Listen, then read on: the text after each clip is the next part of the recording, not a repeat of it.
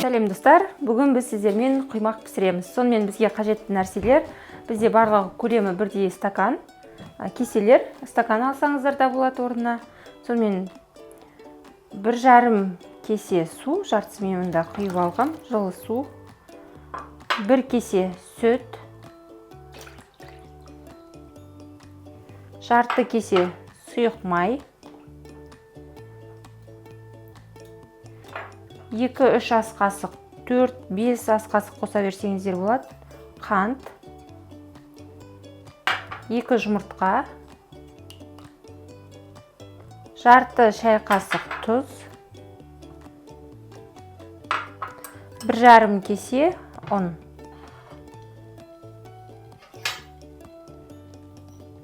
Барлығын қосамыз. Және араластырып шығамыз. Біркелкі масса болғанға дейін араластырамыз. Мен алғашында бұны шаншқымен араластырам. Оның барлық жерге шашылмас үшін қантты мүлдем қоспауларыңызға да болады, немесе көлемін көбейтуге болады.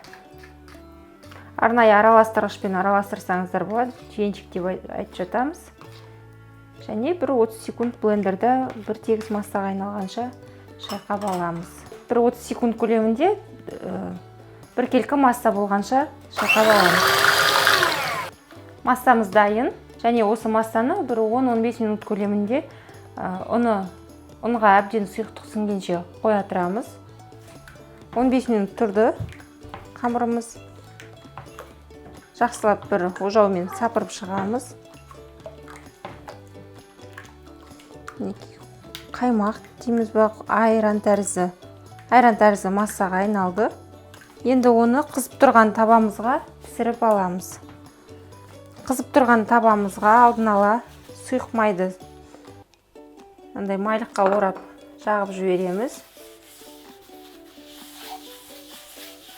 Мен 2 табада пісіремін, солай маған жеңілірек, тез болады.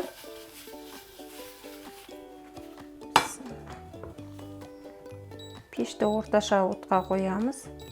Бұған дейін ортадан жоғарыда тұрған. Және де мынандай таяқша керек болады бізге. Бұл таяқша арқылы біз қазір жұмысымызды жеңілдетеміз, кішкене де болсын.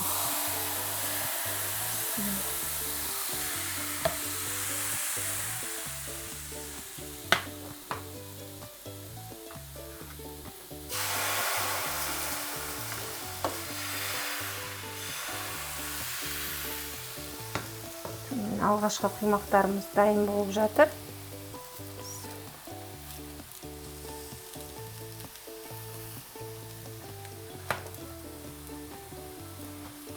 Жиектерін осылай ағашпен көтеріп алып, келесі бетіне аударамыз.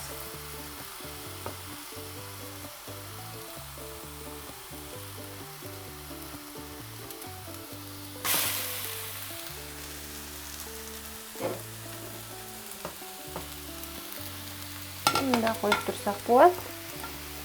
Құймақ қатып қалмас үшін сыртына сары май жағып жатады. Ол өте майлы болып кетеді. Әсіресе құрамында жарты кесе май қосылған құймағымыз үшін.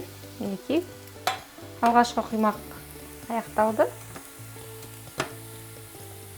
Аударылған құймақты осылай қалаған қалпыңызша орап,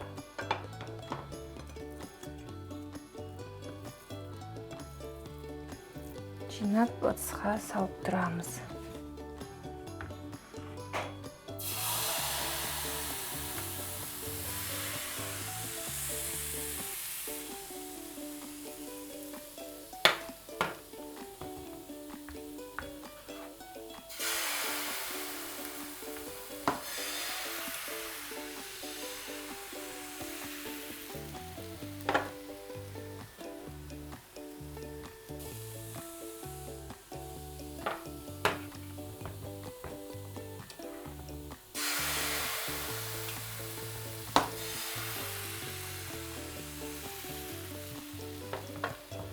Осы әдіспен барлық құймақтарымызды пісіріп аламыз.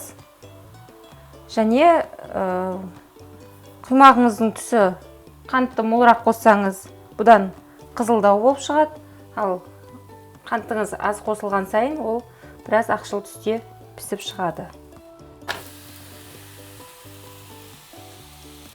Сонымен біздің құймақтарымыз дайын. 18 құймақ шықты. 18, 20, 22 құймақ шығаруға болады бұл рецептпен.